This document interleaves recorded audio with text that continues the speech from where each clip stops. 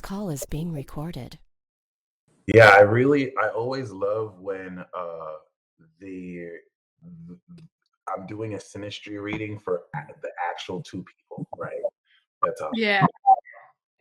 And I was glad to see both of you were born 2000 2001. So like I'm a huge fan of like natal charts born in this new generation. Like y'all are amazing, y'all are awesome. I honor y'all. Thank you guys for calling in. So I know she booked. Thank you. Oh, no worries. And I know she booked the reading for you tomorrow, so I'm gonna Yeah. talk to you at 11. Nice. And we're gonna go into your natal chart. We see you were born as an Aquarius too, so that's gonna be a fun reading. Let me just be honest right off the bat. But yeah, so please don't hesitate to interrupt if you have any questions. I'm gonna actually share the screen so you can see your chart. And this is the synastry chart, and then I'm going to share the composite after. But yeah, we'll definitely, once again, anything you want to mention, feel free to interrupt. I like right off the bat that this is the relationship between Aries Sun and Aquarius Sun, which is a very, very, very karmically, some will say it's a karmic relationship. Oh no, my birthday is August 3rd. Oh, my bad. One moment. Let me change that. That's even better because now this is opposite signs, Leo and Aquarius, which is actually even more revealing. So that's beautiful. We know that this is an actual partnership featuring opposition, which is amazing. So that being said, we know this is the reading between Leo Sun and Aquarius Sun, and right off the bat, you do have an aspect in your chart that lets me know for sure. Not only are you both spirit partners, but you're definitively soulmates. And whenever I do a synastry reading, I always look at the sun moon, and it's common to see the woman's moon connected with the man's sun. And so this is a classic soulmate connection. I mean, you can almost even see the resemblance spiritually in both of you, not necessarily physically, but like I could definitely see in your eyes, like definitely that match. So that lets me know, like I'm not really a huge fan of saying the whole like twin flame word or whatnot, but we can say scientifically speaking, both of you were destined to meet and connect just off the strength that 2000 is the year the North Node is in Leo, right? Before it goes into Cancer in 2001. So his destiny, North Node, is you, where you kind of challenge him to step into his destiny as we know his rising is in Sagittarius as a creator. So like you light his path inspirationally in the ninth to kind of show him and make him aware of his philosophy, which we'll get into. But that's definitely the first thing I wanted to note. You definitely understand him very extraordinarily as he lights up your soul. And you having, of course, your sun in Aquarius on her moon, you definitely empower and add so much like life force to her inner world. That's why it's such a quick. And please don't hesitate to interrupt at all if you guys have any questions. That so far is honestly just like insane because it's resonating very much so. And I will say that we've been almost together now for a whole year. That's awesome. And it's been the probably like one of the hardest like relationships ever, but like one of the best at the same time because like I have literally been exposed like by her. Like like been exposed. I love it. Same with me. I'm really grateful to see this because it on paper, you know what I mean? A lot of these connections on paper are really symbolic, but to actually see it in real life is very revealing because both of you will put each other in check, like Leo is the heart. And I love this because you have your moon in air, so you're the classic celestial. And that's what I also love. I'm gonna look very forward to doing your chart, bro, because you're a whole alien god, like straight up. And it's cool because with your moon in Aquarius, you're also a vessel of these alien energies. So both of you have an extraordinary supernatural connection that literally goes against like according to science, both of you only exist in fantasy or science fiction. But like Straight up. So that's why I'm really excited to uncover this and like, seeing you have your moon there. So I'm going to share an alien construct article for you tomorrow relative to your chart. But for, of course, you, Taylor, you do have Uranus and Neptune on your moon. So I have that in Capricorn. You just have a way Mhm. more advanced version of me because in Capricorn, basically with Moon and Uranus and Neptune, we can channel higher frequency beings. We can comprehend the cycles and trends of the future. We can literally predict conceptions and election outcomes. We can read the souls and spirits and minds of others, hypnotize others. You can read other souls and see their greatest potential. However, in Aquarius, this is so advanced as a main lead role character, as a Leo, that you just know.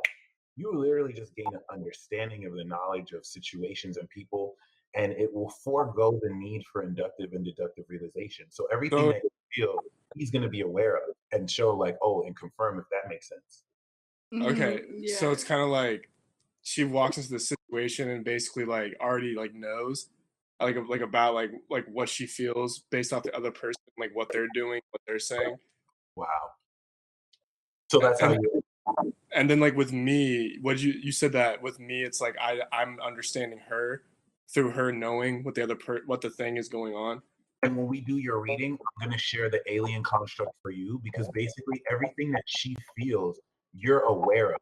So you have the power over. So you channel higher frequency beings too, but you see the trends as an Aquarius. Like you literally are like the god of the causal realm as a celestial, right?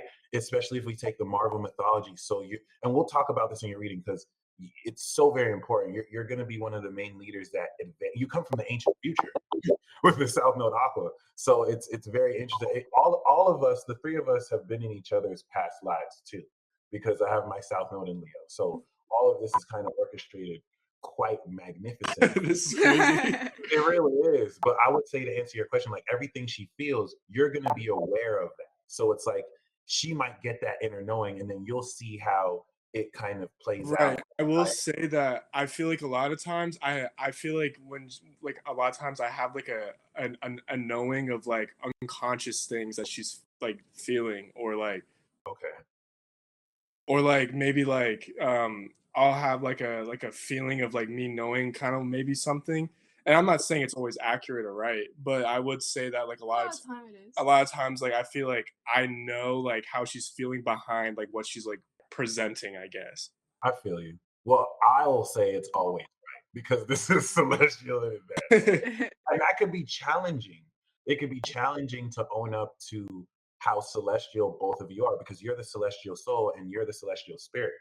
And so this is a celestial, I'm going to say that word a lot, but this is like a very advanced, celestial connection that I look up to Aquarius. So I'm just bugging. My astro nerd is going crazy. Like I love all this, but it's very amazing because this is the tenet and point that brought you both together. I'm sorry, Taylor, you as pure queen, and Kody, you as the creator, Sag rising versus Scorpio rising. So let's definitely go in a bit to how this works because we know once again your destiny, Kody, your destiny brought both of you together. As a North Node and Leo, you were destined to meet Taylor because she challenges you to really, come off because South Node Aquarius, especially in the third house, your destiny is to kind of build your own religion based on the heart. But Aquarius is so mental, and so she challenges you to be in your heart whereas you're going to challenge her to complete her passion with intellect. And so both of you are like the mind being with the heart. But at her as the heart, she's like the advanced heart. She has that receptivity to knowledge of the heart, where you are the receptivity of the social classic feeling of these dynamics into this very advanced supernatural awareness as an Aquarius. So you're the classic celestial in that, unlike Aries moons that are more individually focused, you feel what other people are thinking about what you know. It's just as a third house aqua, you're like a prodigy. Like you were born, you're here to innovate how people learn and synthesize knowledge because I mean with energy like this and I don't want to make this too much of a natal chart because this is everything we're going to do in your reading, but this is very important because with her moon there, right, in the third, this is what allows her to influence your attitude and to be very receptive to your mindset, because this also makes both of you very telepathically linked to each other. Not even in a sense where if it was in Gemini, you would hear each other's thoughts, but in Aquarius, you already know what each other is going to say without even having to say it. Very, That's so very, always like, just let me explain. Yeah. Yeah. That's so funny. and Leo and Aquarius oppositions are enemies. So this is going to take that clashing. It's an open enemies clash, but it's a completion. So the heart is completing the mind. And this is where, as a Scorpio rising now, you fall in her, or Kody falls in your fourth house as a Scorpio rising, as pure queen. And this is where, and that's really dope, because as a pure queen, you are truly royal. Like cosmic you're the cosmic solar queen, or the cosmic performer, or the cosmic main character, right? The celestial golden spirit, or the celestial queen. And this is very important because you being in the 10th house, you're meant to really take this innate understanding of your inner world and your cosmic ancestry, and as a Scorpio rising, you express that light as the performer out there. So Kody is going to be your foundation.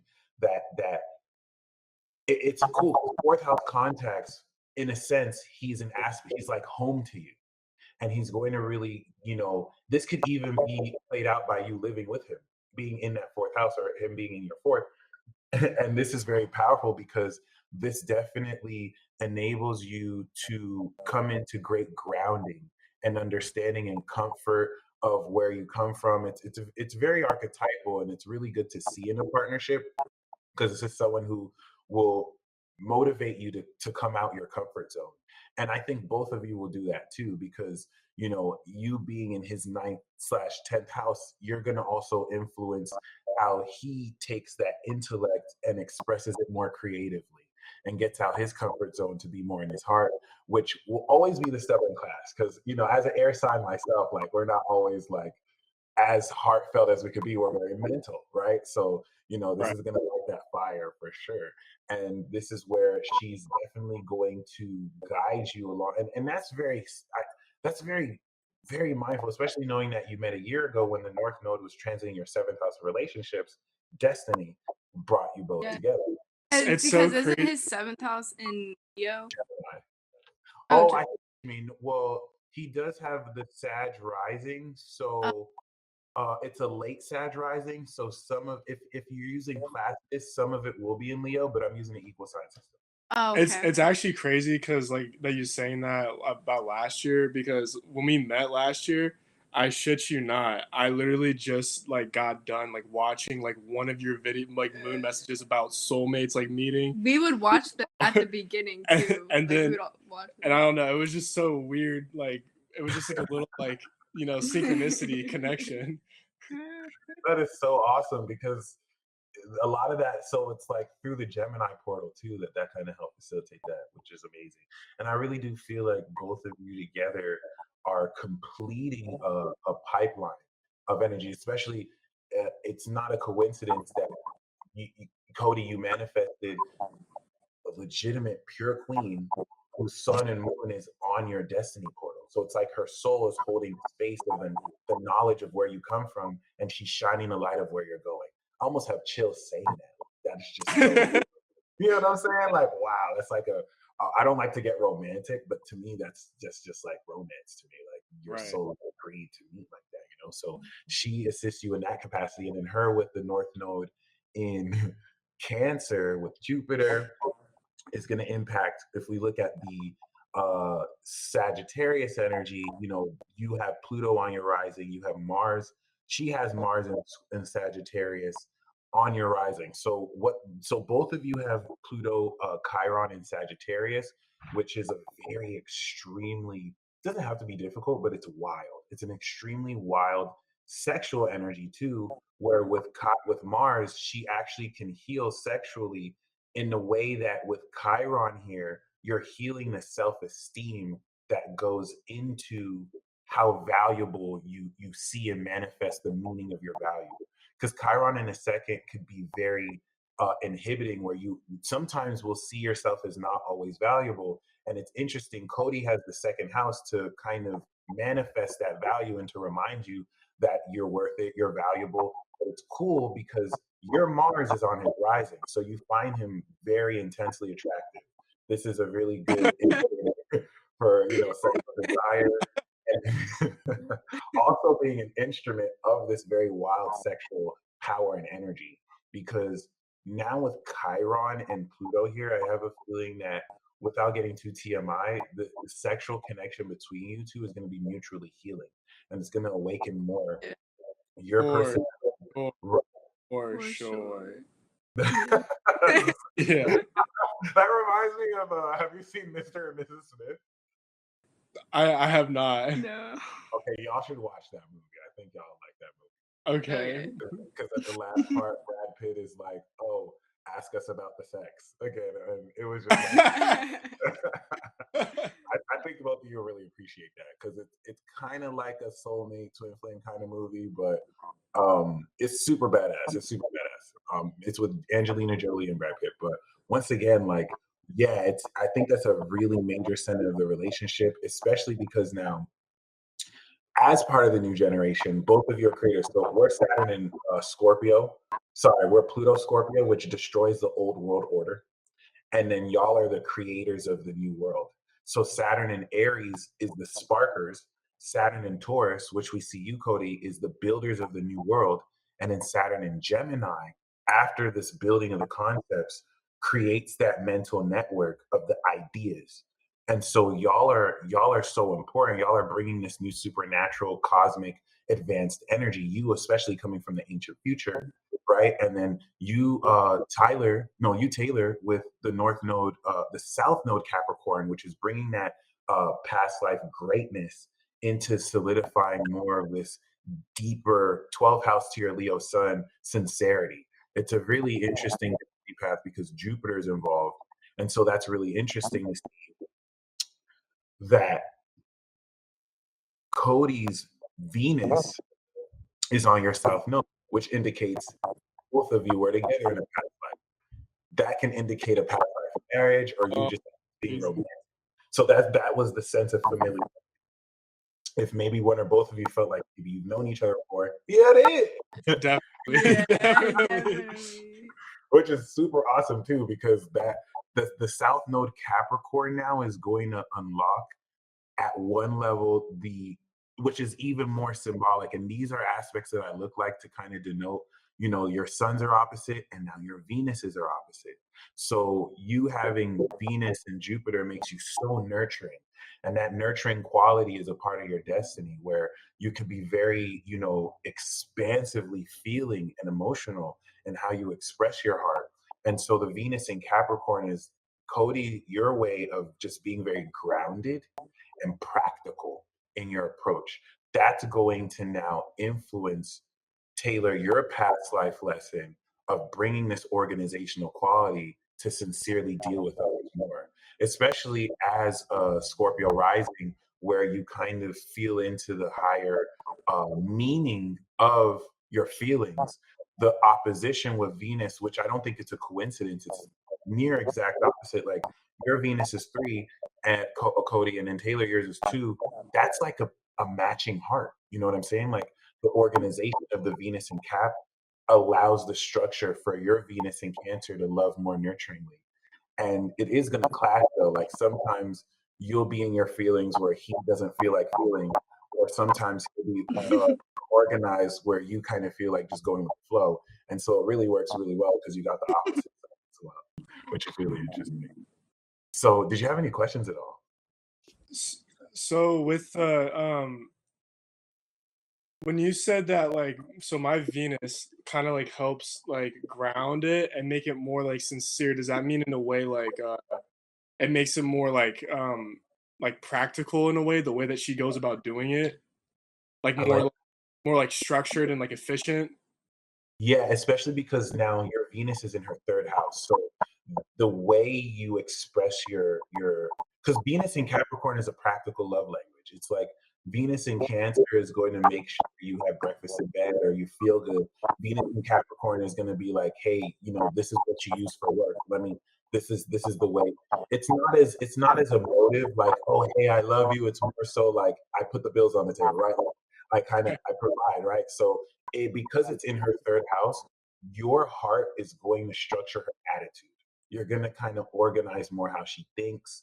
As a Scorpio rising, this will actually make conversations more pleasurable because you'll speak on things practically that complete how she feels at a heart level. So to answer your question, yeah. But because it's on the south node, it's also completing a lot of it. Sometimes people say stuff on the south node holds back the south node, but realistically, you're holding space for her to actually fulfill her destiny. And this is how both of you kind of help each other out because you help her south node and then she pushes you forward the north node while feeling your ancient future quality. Holy That's shit. exactly how we think of it. Like it's like we do half, the other does half, and like it kind of balances out. Like on like what we lack or like what we need help in, others good at like helping them. Right. So and, it like complements. everything. And it what everything? Like a balance of like us achieving what we want to achieve. Like we might lack in like a specific thing, but basically the other like is like good at it and can like help like That's so awesome. That is so awesome. And that's the compliment. And I love that you said it like that because that's really the fulfillment of the proposition. Both of you really manifest each other hard. Like that's just very Like it's definitely like I would say that like it's very intense though. Like yeah. very, very much intense. Like it's definitely good and we definitely like balance that out. But sometimes like it's very intense to the point where like it can also be like negative and sometimes as well. Like Yeah. it can be hard to like both see eye to eye through a situation or like both like agree on something, but it's like we always make it through because like I don't know, it just works out. But like it definitely is just extremely intense, and like that's what I was like saying earlier in the beginning. Like both have been exposed, like both of our little ego things that we have, like right in the open. There is no hiding. You're giving me chills, man, because that's the opposition. You know what I mean? Like, especially Leo and Aquarius are so stubborn. It's gonna be near impossible. That's why you don't see a lot of Leo Aquarius relationships because, like, it's easier to just kind of hate each other. But your soul connect. She got the Aqua Moon, and he has the Libra Moon, right? So both of you at a soul level are very intellectual. You're very genius and intelligent. And that's what's going to help you communicate these differences as opposed to just have different emotional responses. But it's a very dynamic opposition because a lot of what you can't see eye to eye on will bring you both closer together because you're completing the perspective. And now both of you are a karmic partnership. There's this very like negative look at karmic. Oh, I don't want a karmic because it sounds like it's not supposed to last, but the most significant partnerships usually are karmic partnerships because both of you have karma. So it's not a coincidence that not only does destiny connect you both, your Saturn is in her seventh house and your Saturn is in his seventh house, which is mind blowing. The Saturn in Gemini, she has Saturn Gemini, you as a Sagittarius rising. So that's her karma to be with you. And then your Saturn in Taurus is on her seventh as a Scorpio rising. It's karmic. So Crazy. it is like that's very mind blowing, and it's exactly like so close to the DC that it really speaks to the karmic lessons. This is going to add difficulty. It's going to bring difficulty so that you can overcome it together. And the more you overcome it, the stronger you get. And so, go ahead. I was gonna say like yeah, I like definitely will say like it. It was very hard, but like when we do like break through, or like when individually one of us like breaks through like what was stopping, it's very like relieving and freeing, and it's like holy shit, I'm a new person. But like the transition into like doing it though is definitely very intense. Right. And so I love that you brought up intensity because let's bring up the composite chart. Both of you have your composite chart in Scorpio. both of you are 12th house Scorpio, so this relationship is in its very core intense. And then you have Moon on Pluto. This is like a supernaturally intense relationship. You both have these very intense, healing, creative emotions, which dives in so much deeper vulnerably in how creatively you Yeah. identify with those emotions. So Yeah. now I see why you said it's intense. It is intense. 12th house Scorpio must be deeply sexual too, where both of you retreat in your own like both of you have to retreat in your own sacred space away from everything to just really come into this merging together. Literally, I shit you not, when we first met, we went on like a 6-month like hibernation period where we We it was talked about like our whole it was like weird our as whole fuck. life. We literally first of all, my sleep schedule like ended up merging with hers. So originally, I'm waking up at a normal time, going to sleep at a normal time. She was like a night owl, so then I ended up turning into a night owl as well. And so then like I was up all night, sleeping all day, and so we had no contact with really anybody, and we were literally just like every day just fucking like talking like so much, just going through all this like internal shit that needed to like be talked about and get out. Everything. And we were just having the everything. weirdest like synchronicities, Right. and just yeah. I'm gonna include the Pluto vessel here too for the composite because both of you together, when you get together, you're both Pluto vessel aliens. You can discover other secrets, sense negativity, reflect power back to others. You just kind of you get a visual sense in some areas, but like you can just kind of feel the deeper meaning. And I love that it's connected in the first, which is common for married couples because your feelings sync together. And so your Libra moon that's social, and then your Aqua moon that's more collective and knowledge focused, you both come into the meaning where you're feeling how what she senses ultimately plays out, in that social access, and you both identify with it. But it's interesting because the ruler of Scorpio is Pluto, it's on your moon. The ruler of Sagittarius, Jupiter, is opposite in the seventh house. So the North Node is just gone over that 1 degree. Both of you are abundant together. You come into great truth of expressing and communicating, which is, the talkative part of the relationship, which is very powerful. Um, and I think that 12th house, Scorpio axis is this divine purity that both of you tap into together, which once again, like it's just going to be different. It's going to be abstract. That's what's going to kind of isolate you from the world greater. But that's really the archetype. It can be misunderstood, but it's a legendary, pure connection that in your first house, Taylor, you're going to identify a lot more with. And Sag rising, this for my bad. For you, Kody, it's going to be more hidden. It's going to be one to keep sacred in your 12th house and something that influences your spirituality and makes you aware of your unconscious habits. And then both of you have Mars, Neptune, and Uranus in Aquarius. So Venus and Aries is 4-1. This really favors both of you creatively living together and coming into great creation and creativity instinctually of the heart. And Mars in Aquarius makes this very dynamic, where sexually this is more detached, but it's also super sex. Like Mars, Neptune, Uranus, anytime you both connect passionately or sexually, it's going to induce some kind of supernatural phenomenon. It's going to induce some kind of knowledge. I can only imagine how that kind of plays out, but it's going to super intuitively, clashing and more intense with the Sun Scorpio. And so it's like your higher selves will come through the act and just kind of like channel itself through the love making act, which is very interesting. All of that stimulates your sun and her moon, right? And so that's going to be very, very interesting. And Mercury and Taurus kind of links all that down. So yeah, I hope you enjoyed this reading. This was really fun. Dude, And I really Thank enjoyed you. this. Thank you Yes, so really much. enjoyed. no Thank problem. you. I'm going to send you both this reading right now, and we'll talk tomorrow too. Okay, Okay, awesome. cool. I'll talk to you tomorrow. It was very nice meeting you. It was Very nice excited. meeting you. Thank you. Likewise, y'all stay blessed as always. You as too. well.